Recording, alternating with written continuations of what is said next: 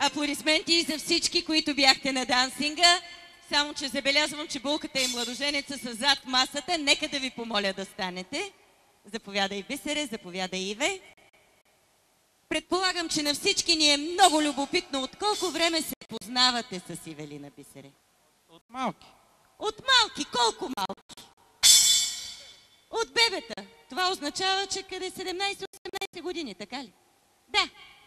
А от колко време сте двойка? 7 години. 7 години? Що много време? Живеете ли заедно? Не. Сега трябва да направим едно разпределение на задълженията в къщи. От тук нататък започвате да живеете заедно.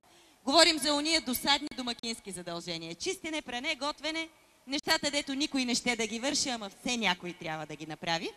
Ето тук вътре има 6 неща, то се налага да правите. Куме, кума, ако сте сигурни, че няма да запомните, въдете и записвайте. Защото от днеска вие поемате контрола върху изпълнението на ангажиментите, които те ще поемат. Започваме с Ивелина. Да видим какъв е твоя втори късмет. Иве, можеш ли да се сетиш защо втори? Той съпругът ми. Правилно! Не стига, че е хубава, ами е и умна, Бисере, много рядка комбинация.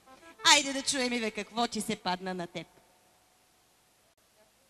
Ето почва се теглото, сякаш сутрин ще ти нося аз закуска в леглото. Гледам жените повече ръкопляскат, момичета на вас да не би да ви носят. Нали? Така би се усмихнат и я да видим сега какво ще изтеглиш ти. Да ти кажа, вътре 5 ангажимента и 1 късмет има само. Не си го изтеглил. А сега, високо ако може. Ще бера и ще простирам, без да се протестирам. И честито, прането и простирането са при Бисер, т.е. на теб не могат да ти се паднат. А сега да видим какво има при тебе след закуската. Куме, помниш ли? Сигурна съм. Имаш вид на сериозен човек. Сега и друго ще кажа. Не стига, че е хубава, не стига, че е умна, ами и късмет има. Айде чуй да видим какво е стегли. Всички чуйте, с вас споделям. От днес семейство сме, нали? Ще държа и разпределям аз семейните пари. Но сега казват, че жената е касата. А други казват, че на жена пари и на лудка течница не е добре да се дават, тъй че ви се разпределите. Така, да видим при тебе след прането и простирането какво идва. Слушай, ти се случи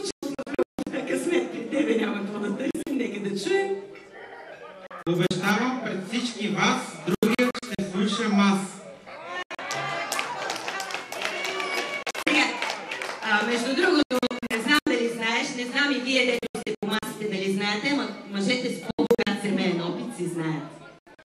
Първата година от брака казват, че мъжът се бори за надмощие в семейството. Така ли е, куме?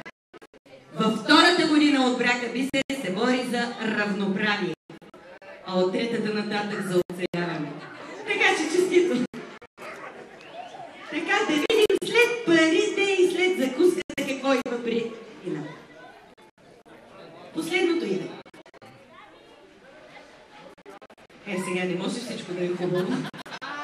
Айде да чу. Обеща всяко лято да те пращам на море, зимата на планина, аз да гледам нашите деца. Само да й кажем, че вече е лято, че всичко може да заминават. И последно. Мисля, след слушането прането, да видим какво остане. Обещавам днес на глас, винаги ще готвя аз. Или как се трябва да се изготвянето? Супер, нали? Сега, от тук нататък, ги хората, с които ще се разбирате. Ти помниш ли какво се падна да ви се? Аз от мъжка солидарност съм сигурна, че нищо не помниш. Той нямаше какво... той ще помага в готвянето. Добре. Така, сега, вече съвсем насериозно. Само за малко тишина, може ли? Иве, ето го тук до теб.